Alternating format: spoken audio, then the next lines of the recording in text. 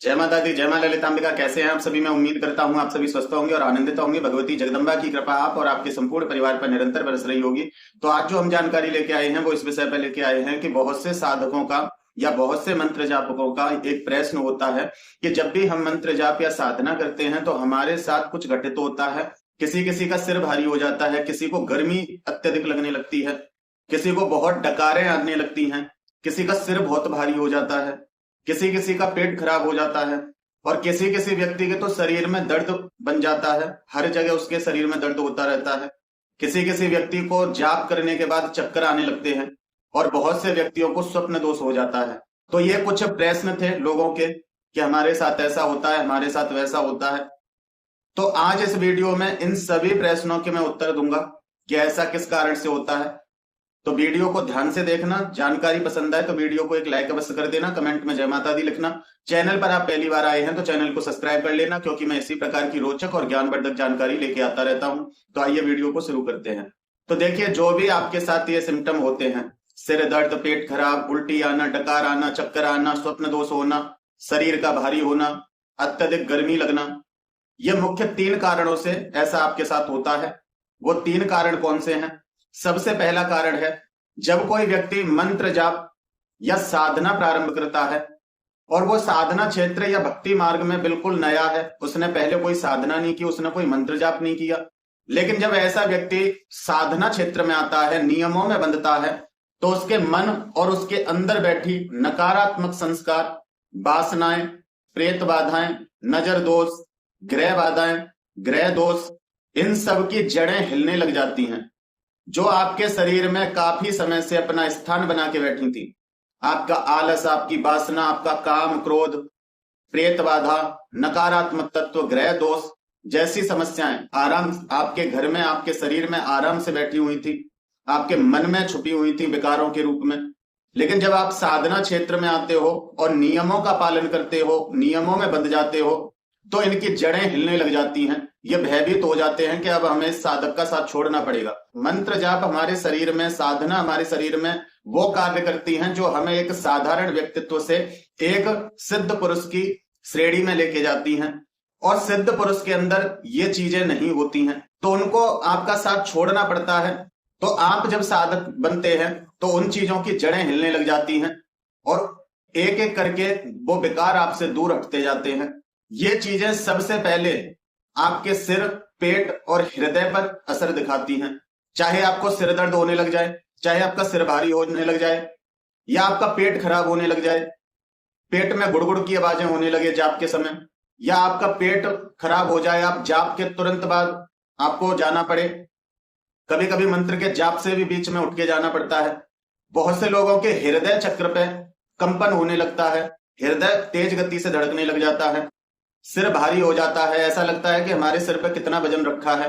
तो इसका कारण है कि आपकी जो ऊर्जा है मंत्र जाप की, उसके प्रभाव से जो आपके अंदर नकारात्मकता है, जो आपके अंदर विकार हैं, जो आपके अंदर काम क्रोध मद मोह लोभ मद मत्सर, ये विकार हैं, ये सब आपके शरीर की सफाई हो रही है। सिर में दर्द होने लगता है, आपकी ऊर्जा का सहस्त्रार तक पहुंचना यह आपका सिर भारी होने का संकेत है।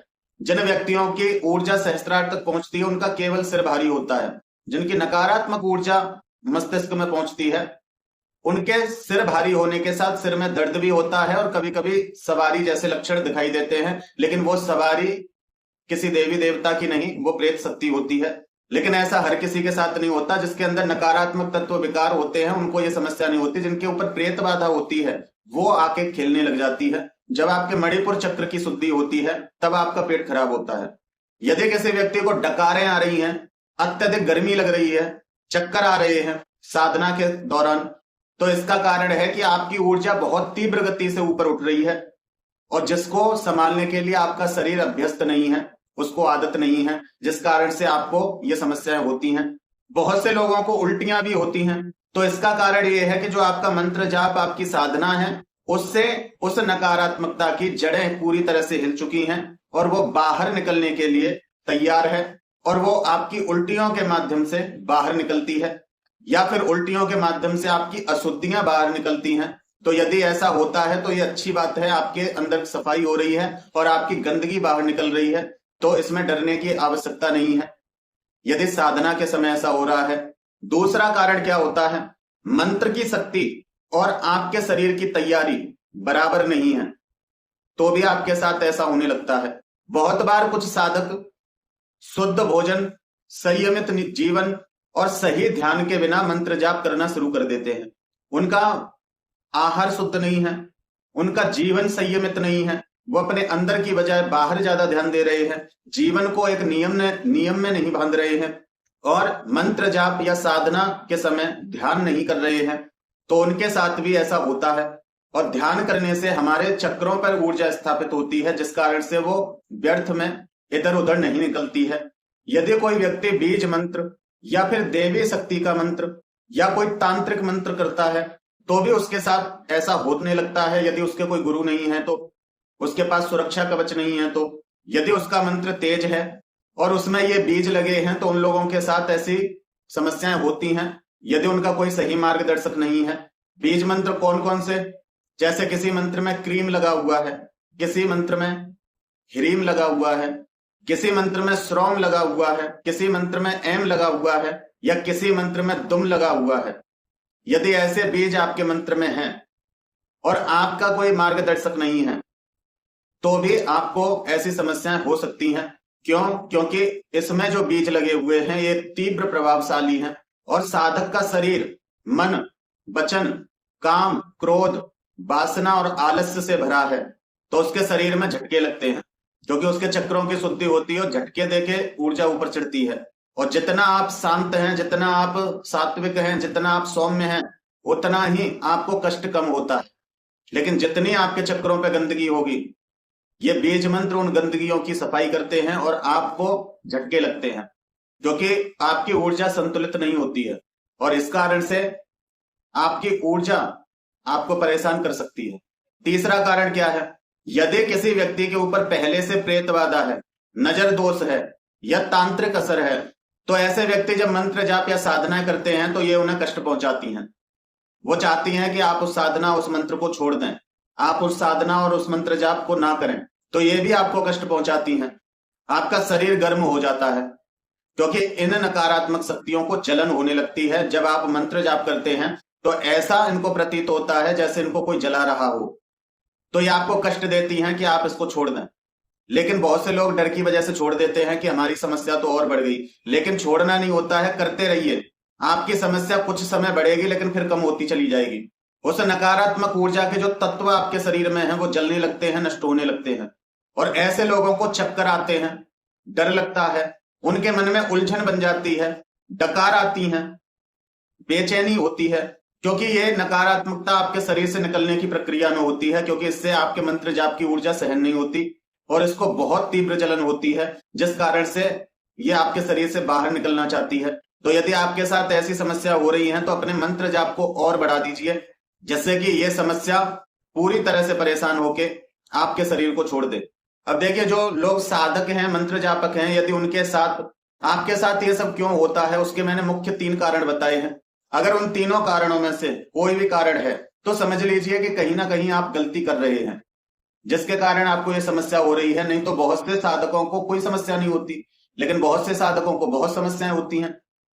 तो अगर आपको समस्याएं हो रही हैं साधना मंत्र जाप से, तो ये 3 कारणों में से कोई ना कोई कारण आपके साथ है।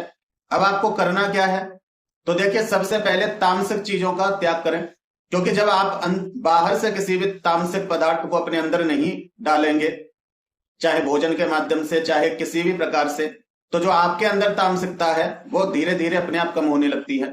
आप सात्विक हो जाते हैं तो नकारात्मक तत्व कम होने लग जाते हैं, जैसे लहसुन, प्याज, मसालेदार चीजें, बाहर का खाना जो कि पूर्ण रूप से अशुद्ध होता है, आपको नहीं पता कौन किस प्रकार से बना रहा है, मांसाहार, इनका त्याग कर दें, क्योंकि साधकों के लिए ये चीजें नहीं होती। साधकों का जीवन शुद्ध जीवन और सात्विक जीवन होता है। जितने वो सात्विक होंगे उतनी ही ऊर्जा उनके ऊपर उठती है। पानी में तुलसी का दल डाल के, एक तुलसी का पत्ता डालकर प्रत्येक दिवस या तो सुबह खाली पेट या शाम को या रात को सोते समय जरूर पिए। रोज 10 से 15 मिनट प्राणायाम, योग, ध्यान जैसी क्रियाएं अवश्य करें। इससे आपकी ऊर्जा स्थित होती है, आपकी ऊर्जा आपके अंदर तेज बढ़ती है और आपका सिर भारी नहीं होता। रोज घर में छोटा सा हवन जरूर करें, चाहे उपले के ऊपर करें घी की आहुतियों से। गाय का घी ले लीजिए, उपले ले लीजिए। 11-21 आहुति प्रत्येक दिवस आप दीजिए।